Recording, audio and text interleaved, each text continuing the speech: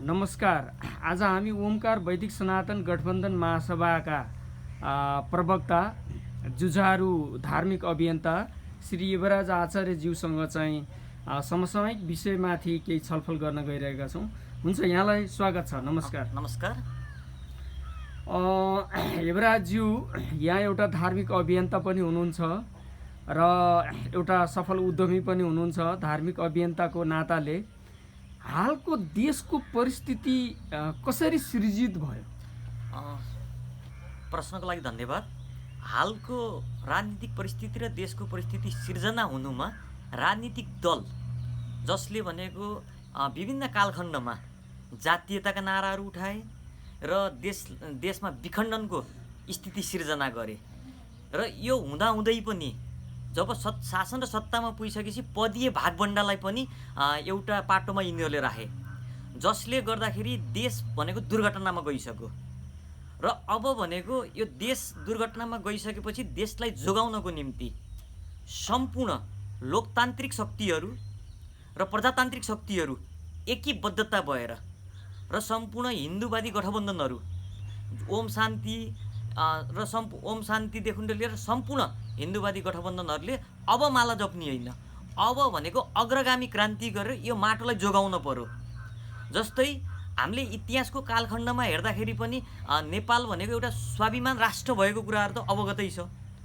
तर पनि भनेको जुन कि नेपालका राजनीतिक दलहरूले विदेशीको गुलाम गर्ने एउटा पद्धति भयो र यही पद्धति अनुरूप देशमा जातीयताको नारा उठाइयो। यसमा माओवादी दण्डकाल पनि आयो र हरेक कुराहरूले गर्दाखेरि देशलाई भनेको एउटा विखण्डनको स्थितिमा लयो, तसनस भयो। र अहिलेको परिस्थिति सिर्जना हुनु भनेको मेन कारण भनेको राजनीतिक दलका नेताहरू नै हुन्।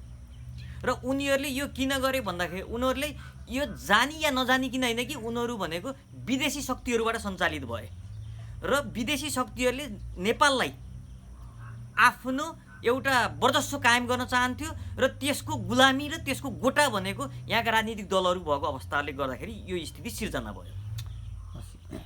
अनि अब यत्रो राष्ट्रको लागि सुरक्षाको लागि खटिएको नेपाली सेना युएनमा अहिले तेस्रो दर्जामा चाहिँ नेपाली सेना आएको छ शान्ति सेनाको अवस्थामा। तर सेनाको प्रमुखले एउटा विज्ञप्ति पनि निकाल्नु भयो, तर सेना अगाडि बढ्न सकेन। यसमा जनताहरू र यहाँ अभियन्ताहरूको तर्फबाट यहाँहरूले कसरी विश्लेषण गर्नुभएको छ? यसमा वास्तवमा नेपाली सेनाले विज्ञप्ति त निकाल्यो, तर पनि नेपाली सेना पनि भनेको कुनै पनि शक्तिहरूको गुलामी भइसकेको कुराहरू यसमा पुष्टि हुन्छ। किन भन्दा जब नेपाली सेनाले आफ्नो मातृभूमिको रक्षा गर्ने बेलामा उनले विज्ञप्ति निकालेर पनि विदेशीको इसारा कुरेर मौन भएको अवस्था छ। र अब यो राष्ट्र जोगाउनको लागि सम्पूर्ण प्रजातान्त्रिक विचारधारा भएका व्यक्तिहरू यसमा भनेको नेपाली सेनामा पनि यस्ता व्यक्तिहरू छन् कि जसले भनेको आफ्नो राष्ट्रको रक्षाको लागि उनीहरू जागृत भइसकेका छन्। उनीहरू पनि अब एकीबद्धता भएर अब विदेशीको गुलामी होइन, युएनमा जाने, शान्ति सेनामा जाने होइन, बाटो र सडकहरू खेल्ने, भलिबल खेल्ने, फुटबल खेल्ने यो कुरालाई छोडेर अब आफ्नो देशको रक्षाको लागि, आफ्नो स्वाभिमानको रक्षाको लागि अब उनीहरू एकीबद्धता भएर अगाडि बढ्नुपर्छ। यदि नेपाली सेनाले अगाडि बढेन भने पनि यो देश दुर्घटनामा जान्छ। हेर्नुहोस्, त्यसैले गर्दाखेरि अब सम्पूर्ण प्रजातान्त्रिक विचारधारा भएका व्यक्तिहरू, सङ्घ संस्थाहरू र नेपाली सेनाबाट एउटा संयन्त्र बनाएर देशलाई अग्रगामी निकास दिनुपर्छ। अनि अब सेना बोलेन, सेनाले चाहिँ हेरेन भनेर जनताहरूबाट आवाज बुलन्द भइरहेको अवस्थामा विज्ञप्ति मात्र आउनु तर एक्सनमा नजानु, राष्ट्रमा भ्रष्टाचारको अवस्था चाहिँ दिनादिन बढिरहेको अवस्था छ। कोभिडले मान्छे मरिरहेका छन्, अब लकडाउन बढिराखेको छ, मान्छेले खाद्यान्न नपाएर चाहिँ गरिबहरू मरिराखेको अवस्था छ। अब राजनीतिक भागबण्डमा लडाइँ तीव्र गतिमा अगाडि बढिराखेको छ। राजनीतिदेखि मान्छेहरू एकदम वितृष्ण जागेको अवस्था छ।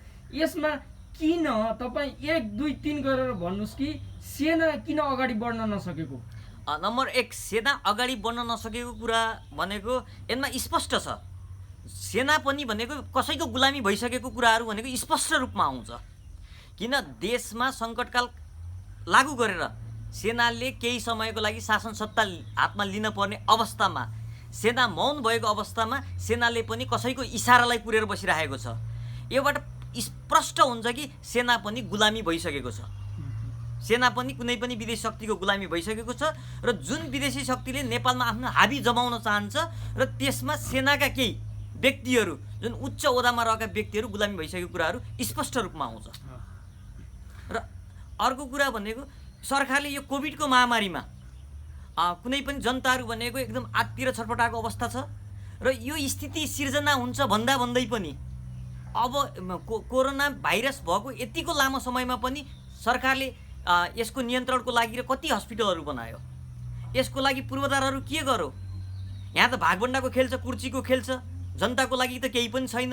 कहिले प्रदेशको लागि खेल्छ, कहिले केन्द्रको लागि खेल्छ। नेपाली सोझा साझा नेपाली निमुखा जनताहरू कति दिनसम्म पिल्सिएर बस्ने? एउटा राज्यले अब महामारी आउँदैछ भनेपछि त्यसको व्यवस्था गर्न पर्यो नि। गरिबीको रेखामुनि रहेका नेपालीहरूलाई उनीहरूलाई अब महामारी आउँदैछ भनिसकेपछि त्यसको कति हस्पिटलहरू बने, त्यसको एउटा प्रावधान त गर्न पर्यो नि। न कुनै हस्पिटलहरू बनेको छ, न कुनै कुराहरू छ, न स्वास्थ्य क्षेत्रको क्रान्ति भएको छ, स्वास्थ्य क्षेत्रमा क्रान्ति भएको छ। अब तपाईँको शिक्षाकै कुरा गर्दाखेरि पनि हेर्नुहोस्, तपाईँको एउटा धनीको बच्चाले तपाईँको ल्यापटप या मोबाइलमा जुममा क्लास लिइरहेको छ भनेदेखि बिचरा गरिबको बच्चाले भनेको शिक्षाको ज्योतिबाट पनि वञ्चित भएको छ।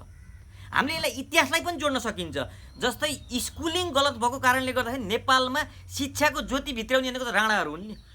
उनीहरूले स्कुलहरू खोलेका हुन्, हरेक कुराहरू गरेका हुन्। तर नेपाली जनतालाई के भ्रम गरियो भन्दाखेरि त्यतिखेर जब काङ्ग्रेस आयो, प्रजातन्त्र आइसक्यो, गलत स्कुलिङ भयो, राणाहरूले सिधा साधा जनताका छोराहरूलाई पढ्न दिन्नन्। अहिले ठ्याक्कै त्यही भएको छ नि। अहिले सहर बजारमा बस्ने 2-4 जना धनीका छोराहरूले तपाईँको ल्यापटपको सुविधाबाट, जुमको सुविधाबाट पढाइ गरेका छन् भनेदेखि त पढाइ त एजुकेसन भनेको त समानान्तर हिसाबमा जान्छ नि। तपाईँको रुकुम रोल्पामा बस्ने बच्चा त शिक्षाको ज्योतिबाट पनि वञ्चित भएको छ नि। के राज्यले त्यो किसिमको व्यवस्था अपनाउनु पर्यो? अबको यो विषम परिस्थितिको निकास के त अब कसरी जान सकिन्छ? यहाँहरूको गठबन्धनले के सोच बनाएको छ? अबको विक्रम परिस्थितिको निकास भनेको गठबन्धन महासभाले एउटा कार्यपत्र र कार्ययोजना बनाएको छ। त्यसमा भनेको करिब 300 धार्मिक सङ्घ संस्था र प्रजातान्त्रिक शक्तिहरूलाई एकै ठाउँमा लिएर आएर अब हामी फुटेर होइन, अब हामी जुटेर जानुपर्छ, अब हामी गठबन्धित हुन जरुरी छ। यो राष्ट्रियताको लागि, आफ्नो माटोको रक्षा गर्नको लागि, आफ्नो अधिकार, स्वाधीनता र अधिकारको रक्षा गर्नको लागि अब हामी एकै ठाउँमा जुटेर जानुपर्ने छ। र जुन कि तपाईँको गणतान्त्रिक विचारधाराका शक्तिहरूलाई अब हामीले परास्त गर्नुपर्ने छ। यसमा लोकतान्त्रिक शक्तिहरू, सम्पूर्ण धार्मिक संस्थाहरू, अहिले हेर्नुहोस् तपाईँको विदेशीको चलखेलले के गरेको छ, जुन वैदिक सनातन हिन्दू धर्मावलम्बीहरूलाई पनि 27 ठाउँमा टुक्रिएको छ भनेदेखि अब हामी विदेशीको इसारामा टुक्रिन हुन्न। अब हामी एकीबद्धता भएर एकै ठाउँबाट अब यो देशको तपाईँको धार्मिक संयन्त्र पनि भनेको ओमकार वैदिक सनातन गठबन्धन महासभाबाट र त्यो सम्मेलनबाट करिब 3 दिनको बन्द सत्रको आयोजना गरिएको छ। यो कोभिडको लगत्तै यो कार्यक्रमबाट 3 दिनको बन्द सत्रबाट एउटा धार्मिक संयन्त्र समिति बन्छ र त्यही धार्मिक संयन्त्रीय समितिबाट एउटा राजनीतिक संयन्त्रीय समिति बन्छ र त्यो राजनीतिक संयन्त्रीय समितिले अबको यो देशको निकास दिन्छ, राजनीतिक निकास दिन्छ र अब समृद्धि नेपाल बनाउनको लागि र यसमा के छ, राष्ट्रियता र धर्म संस्कृति जोगाउनको लागि आफ्नो परापूर्व कालबाट चलिआएको वैदिक सनातन धर्म जोगाउन पर्छ र यो जोगाउनको लागि गठबन्धन महासभा तत्पर छ र अब चाँडै नै सम्पूर्णलाई गठबन्धित गर्ने काम गर्छ र सम्पूर्ण यस्तो छ कि विदेशी शक्तिहरूले, विदेशी गुलामहरूले, भाडाका टट्टुहरूले हाम्रो वैदिक सनातन धर्मलाई भनेको 27 ठाउँमा तपाईँको टुक्रिएको छ।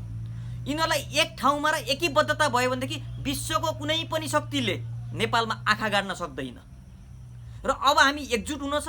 यदि हामी एकजुट हुन सकिएन भनेदेखि नेपाल थियो अरे भन्ने एउटा इतिहासका पानामा हामीले पढ्न पाइन्छ। जस्तै सिक्किमलाई हामीले हेर्न सकिन्छ। तर अब भनेको सबैभन्दा ठुलो कुरा भनेको राष्ट्र हो, स्वार्थ होइन। राजनीतिक दलले 2046 सालपछिको बहुदल आइसकेपछि देश दुर्घटनामा गएको छ। हेर्नुहोस्, यो दुर्घटनाले देश 200 वर्ष पछाडि गएको छ। जस्तै नेपाली काङ्ग्रेसको नेतृत्व हुँदाखेरि नेपाली काङ्ग्रेसका गिरिजाप्रसाद कोइरालाले के गर्नुभयो भन्दाखेरि अमेरिकन पुँजीवादलाई अँगाल्नुभयो, जुन कि नेपालमा भनेको वितरकमुखी पुँजीवाद चाहिए थियो, सञ्चयमुखी पुँजीवाद थिएन, अमेरिकन पुँजीवाद थिएन। र यो देशको दुर्घटना भनेको 2046 सालपछि प्रजातन्त्र आइसकेपछि जुन कि गलत स्कुलिङको कारणले गर्दाखेरि र आफ्नो स्वार्थको कारणले गर्दाखेरि यो स्थितिको सिर्जना भएको एकपछि अर्को गर्दै। हस्, यहाँले समय दिनुभयो, यहाँलाई चाहिँ धेरै धेरै धन्यवाद। धन्यवाद। हस्।